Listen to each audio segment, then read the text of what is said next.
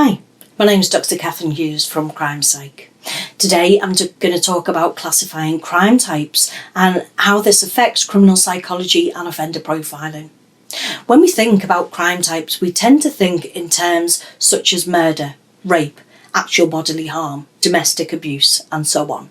From a policing point of view, these crime labels are recorded onto databases and they help to guide things such as sentences and examining trends in particular areas.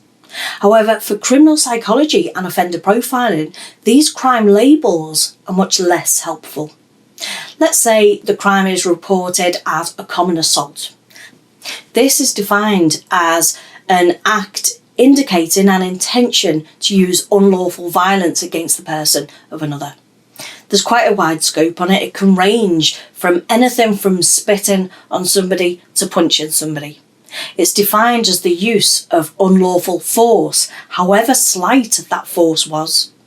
However, in criminal psychology and offender profiling, it doesn't really tell us anything, or it doesn't tell us enough. Did the people involved know each other? How much force was used? Was the force used as part of a robbery or as part of self-defence? When it comes to crimes such as homicide, the crime label isn't enough. Did the offender and the victim know each other? Was the murder carried out because they were angry at that person, or did they just want to steal something from them? Incidentally, if you do want to learn more about criminal psychology and offender profiling, take a look at my website because I've got loads of online courses for all abilities. And also, if you do enjoy these videos, please consider supporting me on Patreon. Subscriptions start from as little as the cost of a coffee. All of those details are in the video description. Most people understand criminal psychology and offender profiling as being able to link an offence to some characteristics of the offender. Therefore, it's important to be very clear about which behaviours are most useful. It's important to identify behaviours which can be useful in identifying the psychological features of an offence. When examining a particular crime scene, some of the behaviours carried out will be very general and others will be a lot more specific. For example, when a burglary occurs, there is always goods stolen and entry is usually forced in some way. These behaviours are not really likely to tell us anything about the offender because they occur at the majority of crime scenes. However, information such as the time of day, the method of entry, any tools used, or knowledge of alarm systems are likely to reveal something about the offender.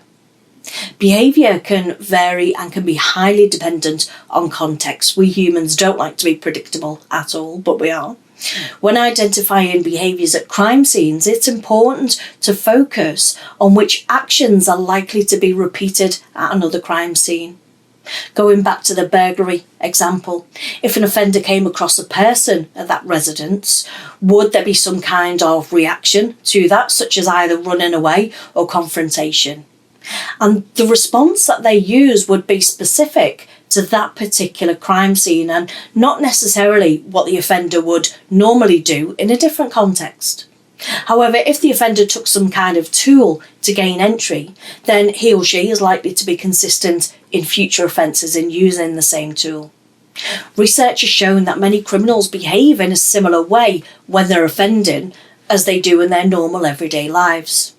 Some behaviours are quite general and could be carried out by many offenders, as I've said, and others are much more unique and more likely to be able to tell us whether they're carried out by the same individual. And it's these unique discriminating features of behaviour that will be of most use in criminal psychologists and offender profiling when trying to link crime scenes to a common offender. When establishing which offender characteristics could be inferred from the behaviours at a particular crime scene, Professor David Cantor suggests that aspects such as the victims that the offender chooses, the locations of the crime, and the ways in which people interact would be the same whether the person was carrying out a crime or in an everyday situation. They're likely to be consistent across their activities. And that assumption is based on routine activity theory within psychology. We follow a routine, and many criminals don't behave very dramatically different in their various activities than they do in their crimes. It's very unlikely that offenders would behave in a sort of Jekyll and Hyde type way.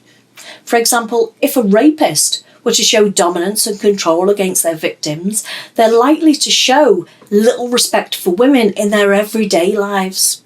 If the perpetrator had knowledge that the police might hold, such as their DNA, then they're more likely to remove evidence from the crime scene and make the victim bath or shower afterwards.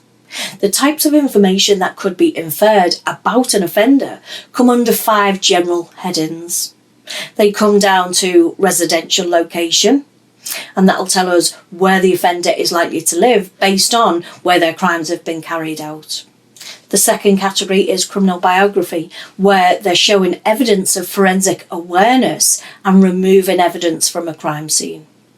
There are the domestic and the social characteristics, such as showing aggression and dominance over a victim, suggesting that that's the way that they would characteristically treat females overall in their lives. Then there are the personal characteristics, and these would be their traits such as selfishness, uncaring, anger issues, and occupational or educational history. Meticulous planning can be linked to organised lifestyles and high levels of intelligence, particularly tools used at crime scenes related to a particular profession. So, for example, the way that an offender ties a knot could be linked to different professions. Various types of behaviour by an offender can be related to the individual characteristics then.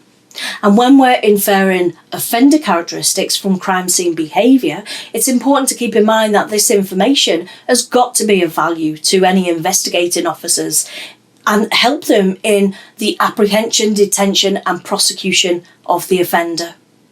The purpose of a profile of an offender in the UK would be to narrow down a large list of suspects to a much more manageable size. These profiles aren't created to accurately describe every aspect of the person who carried out the crime.